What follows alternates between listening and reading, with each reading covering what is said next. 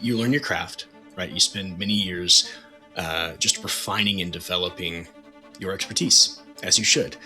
So it would make sense that things that don't fall within that expertise are a bit of a challenge. They're unfamiliar, and that's okay. I think, as good business is pairing yourself with other people who excel in, maybe complementary or just like very cohesive sets of skills. So, with that kind of established, I think I found that a lot of people struggle with just a couple of things at the beginning, at least. It is so overwhelming, and there's conflicting information, and there's this ever evolving, changing, just algorithm and all the things that people are told to do. It feels like you can never catch up. So I think that feeling of where to start is pretty common for most. They know video is important, but they don't know necessarily how to begin. Or do I need to invest in a ton of equipment? Do I need to, perfect, if that's even a thing, perfect my videos before posting one? Or they have all of these really barriers and roadblocks before beginning. And one thing I encourage everyone to do, if you're starting at zero, you need your foundation first. You can't improve upon what hasn't been created. You can't iterate on anything unless you've put things out. But even more importantly, you won't be judged. You're not submitting to Sundance, right? You're creating content for your business. So while the quality is important, and quality is a little bit subjective, the context of what's shared is the most important thing, because I think people have to build that rapport with you.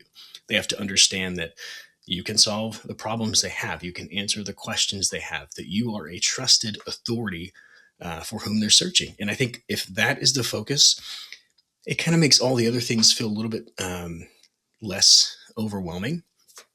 But from a starting point, you mentioned the course. Justin and I both have spent a lot of time thinking through what are these pain points that busy clinic owners are facing. And rather than giving you this 1,000-page, manual of what to do and all of the little components that are, not necessarily important for someone just getting started, how can we condense it down into very practical, applicable steps to go from 0 to 1 and then from 1 to 2?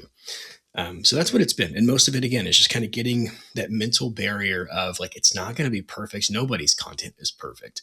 And in fact, the things that make you yourself, the things that humanize your content, are going to be the bridge of trust that help you build that rapport with people. Most people assume that they have to be like someone else. It's just, we're conditioned to think that that person's had success being this way.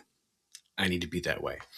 And I love that you bring up, Justin's communication style. And I'm like you, obviously. If anyone's listened to this far, they could tell. Like, I like to have room to breathe when I communicate. Right, let something kind of come to life, if you will. And while I think sometimes it's necessary to condense down a message, obviously, I am big on, and I encourage everyone that I work with, and it's part of my process, is the first thing we do is we find out your cadence of communication, your presentation style, your communication style, like all the things that naturally and comfortably make up how you speak, how you present.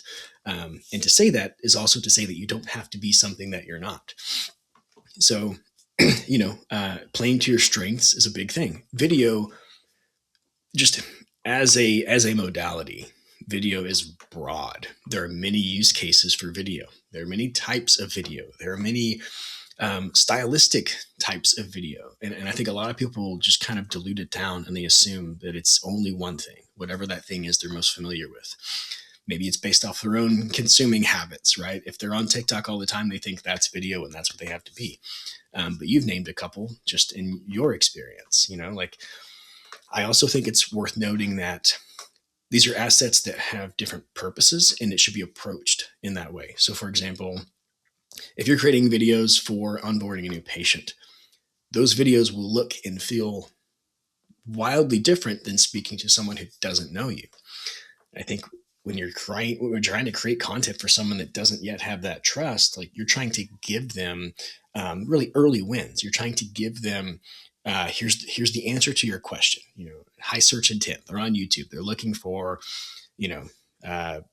maybe a dosing question around TRT, or they're looking for, what's the best frequency, whatever it is, you're answering that and you're asking nothing in return. You're just giving, and then you're being available when they need you by way of your library of content.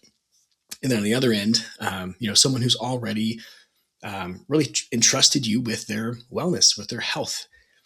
You maybe are afforded a little bit more time to communicate things, and you can go into depth a bit more, because at that point, we're looking for, like, we want compliance. We want them to, like, these are the protocols I've given them. We want them to really understand the why, so they can really sustain the things that we're communicating. So again, both video, wildly different approaches to video, and I kind of frame it that way because I think when we're looking at it, the first point has to be like, who are you as a communicator? We can improve on these things. You can get better at communicating, but if you prefer to tell stories, if you prefer to sit and just rant with a cup of coffee, short form, bite sized TikToks probably aren't going to play to those strengths. And vice versa. If you're like very quick witted and you like these little quips and you like these one offs, but you kind of struggle to really like just lengthen a topic, short form is going to be great for you. But what's really cool is kind of on the back end of like editing and distribution. I call those big pieces of content anchor content, because when you look at something is rich in information, you know, you've talked for 60 minutes, you haven't just shared one valuable thing, you've shared many valuable things. Those can be lifted out as independent pieces of content, but your communication style was fit for that of the long form conversation. So you don't have to be something you're not, but you can still get the benefit and the advantage of that short form, little bite sized piece of value playing to your strength. So, all that said, the starting point's the same. It's evaluating, are you someone who, like, you want to be known as the person who takes the complexity and makes it simple? Are you the person who is approachable and warm? Are you the person who's witty and clever? Whatever that is, however you communicate, build your approach to content around that. And I think you'll find not just success, but you'll feel it's a little bit more fulfilling, and you won't have that burnout that happens when you're trying to become something that you're not.